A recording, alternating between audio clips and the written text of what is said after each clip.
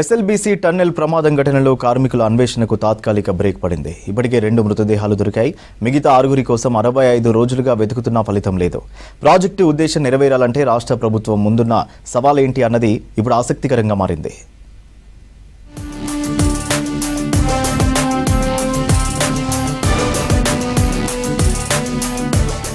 నల్గొండ జిల్లాలోని ఫ్లోరైడ్ ప్రభావిత ప్రాంతాలకు సాగునీటిని అందించడం కోసం 2005లో అప్పటి వైఎస్ ప్రభుత్వం ఎస్ఎల్బీసీ పథకాన్ని ప్రారంభించింది. దోమలపెంట నుంచి కృష్ణానది నీటిని శ్రీశైలం బ్యాక్ వాటర్ ద్వారా 44 కిలోమీటర్ల సొరంగ మార్గం ద్వారా నల్గొండ జిల్లాకు తరలించే పథకం ఇది. 44 కిలోమీటర్ల పొడవైన ఈ సొరంగం ఇన్లెట్ నుంచి 14 కిలోమీటర్లు పూర్తి కాగా అవుట్లెట్ నుంచి 22 కిలోమీటర్లు పూర్తయింది. 9 కిలోమీటర్ల టన్నెల్ పనులు పెండింగ్ లో ఉన్నాయి. అది పూర్తయితే కృష్ణా జలాలు ఫ్లోరైడ్ ప్రభావిత ప్రాంతాలకు చేర్చాలన్న రాష్ట్ర ప్రభుత్వ లక్ష్యం నెరవేరుతుంది.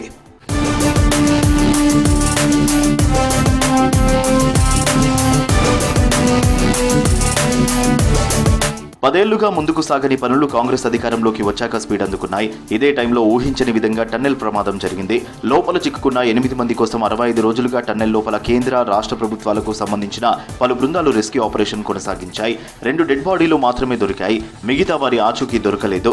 రెస్క్యూ ఆపరేషన్ లో అంతర్జాతీయ స్థాయిలో అనుభవం ఉన్న పలు ఏజెన్సీలు పనిచేశాయి. కేంద్ర సంస్థలు NDRF, SDRF, navy, Indian army, GSI, NGRI, seismology, IIT ప్రొఫెసర్లు, ర్యాట్ మైనర్లు, Kerala cadaver dogs, south central railway, state నుంచి Singareni, fire department, HYDRAA, JP, Robbins group కార్మికులు సహాయక చర్యల్లో పాల్గొన్నారు.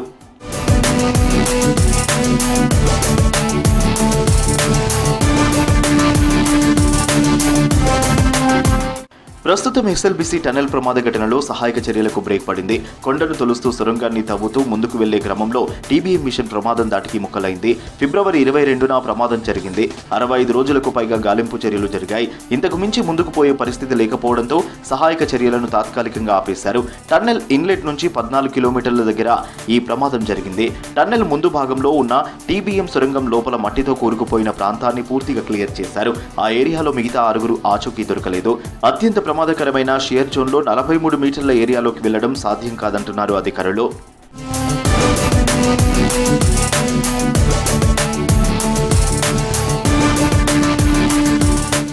65 రోజుల సహాయక చర్యలతో ఇప్పటి వరకు 1400 టన్నుల టీబీఎం అవశేషాలైన ట్రాన్స్ఫార్మర్లు, మోటార్లు, క్రెయిన్, క్యాబిన్లు, కంపార్ట్మెంట్లు, గ్యాస్ కట్టర్లు, థర్మల్ కట్టర్ల ద్వారా తొలగించి లోకో ట్రైన్స్ ద్వారా ప్రమాద స్థలం నుంచి బయటకు పంపించారు. సొరంగం కూలడం వల్ల మట్టిలో కూరుకుపోయిన లోకో పూర్తిగా ధ్వంసమైపోయింది. సిబ్బందికి ప్రాణాపాయం పొంచి ఉండడంతో సేఫ్ టు మూవ్ ఏరియాలో 253 మీటర్ల ఏరియాలో ఎక్స్కావేటర్ల ద్వారా టన్నెల్ అడుగు భాగం వరకు తవ్వకాలు పూర్తి చేశారు.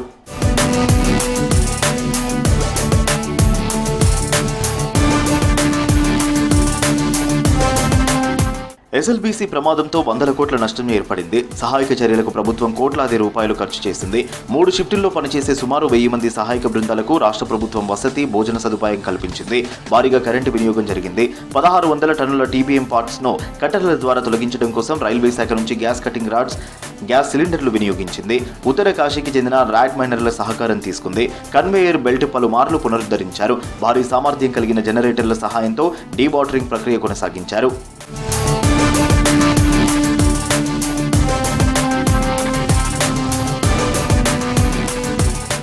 టన్నెల్లో రోబోను రంగంలోకి దించడం కోసం ఆన్బీ రోబోటిక్స్ 4 కోట్లు శాంక్షన్ ఇచ్చారు. 10 రోజుల పాటు ప్రయత్నాలు జరిగినా ఫలితాలు రాలేదు. ఎన్నో ఏజెన్సీలు ఎన్నో ప్రయత్నాలు కొనసాగించాయి. మాన్యువల్ సెర్చింగ్ ప్రయత్నం పూర్తయింది.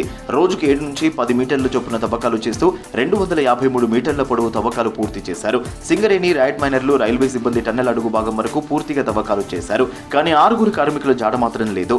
ఆ 6 టన్నెల్ ఫేస్ భాగంలో అంటే 14వ కిలోమీటర్ దగ్గర టీబీఎం కట్టర్ వెనుక భాగంలో ఉన్నట్లు భావిస్తున్నారు. ఆ ఏరియాలో సహాయక చర్యలు చేపట్టడం అత్యంత ప్రమాదకరం. ముందుకు వెళ్లడం కష్టం. ముందుకు వెళ్లినా మరో 2 షియర్ జోన్లు ఉన్నట్లు జీఎస్ఐ, ఎన్జీఆర్ఐ రేడియల్ సర్వే ద్వారా తేలింది. రూట్ డైవర్ట్ చేయాలని అధికారులు భావిస్తున్నారు. అయినా ఇదంతా కష్టసాధ్యం అంటున్నారు అధికారులు.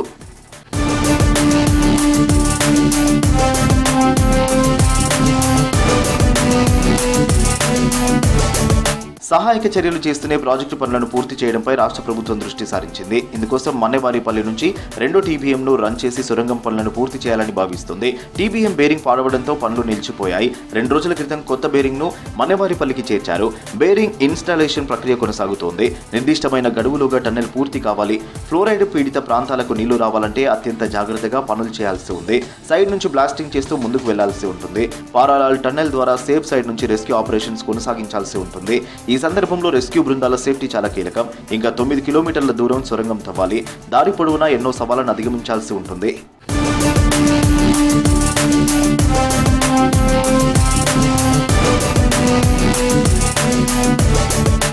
9 కిలోమీటర్ల పరిధిలో మరో 2 షియర్ జోన్లు ఉన్నట్లు భూగర్భ సైంటిస్టులు గుర్తించారు. జిఎస్ఐ, ఎన్జీఆర్ఐ సైంటిఫిక్ సర్వే రిపోర్టుల ఆధారంగా ఆ ఏరియాలో టీబీఎంను మూవ్ చేస్తే మళ్లీ ఇలాంటి ప్రమాదమే జరిగే అవకాశం ఉంది. దీంతో ప్రత్యామ్నాయ మార్గాలపై ఇరిగేషన్ నిపుణులు ఫోకస్ పెట్టారు. షియర్ జోన్లోకి టీబీఎం చేరుకోక మునుపే కంట్రోల్ బ్లాస్టింగ్ మెథడ్లోకి మార్చుకుని పనులు సాగించాల్సి ఉంటుంది. ఎన్నో క్లిష్టమైన సవాళ్లను దాటుకుంటూ సొరంగాన్ని పూర్తి చేయాల్సిన బాధ్యత ప్రభుత్వంపై పడింది.